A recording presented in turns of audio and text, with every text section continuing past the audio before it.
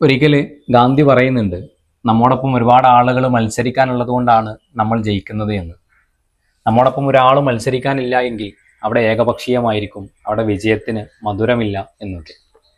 ഇന്ന് നിലമ്പൂര് തെരഞ്ഞെടുപ്പിന്റെ റിസൾട്ട് വരുന്ന ദിവസമാണ്. എല്ലാ സ്ഥാനാർത്ഥികളും പ്രതീക്ഷയായിരിക്കും. ഏതെങ്കിലും ഒരു സ്ഥാനാർത്ഥിയെ ജയിക്കുകയുള്ളൂ എന്ന് നമുക്ക് വ്യക്തമായിട്ട് അറിയാം. ഇന്നലെ വരെ അല്ലെങ്കിൽ ഈ സമയം വരെ അവർക്ക് എന്തും പറയാമായിരുന്നു. വിജയപ്രതീക്ഷകളെക്കുറിച്ച് അവർക്ക് വാതോരാതെ സംസാരിക്കാമായിരുന്നു. ഒട്ടും കോൺഫിഡൻസ് കുറയ്ക്കാതെ സംസാരിക്കായിരുന്നു.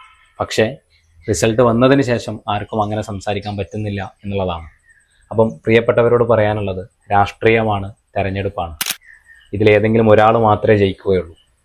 നമ്മൾ അണികൾ പരസ്പരം പഴിചാരി ഒരുപാട് ദൂരം സഞ്ചരിക്കാതെ നമ്മൾ ഉള്ളത് കൊണ്ട് ചെറിയ തോതിലുള്ള വിമർശനങ്ങളും മറ്റൊക്കെ നടത്താം എന്നുള്ളതാകാം. പക്ഷേ വ്യക്തിപരമായ വിമർശനങ്ങളിലേക്ക് നമ്മൾ പോകാതിരിക്കുന്നതായിരിക്കും കുറച്ചുകൂടെ അഭികാമ്യം.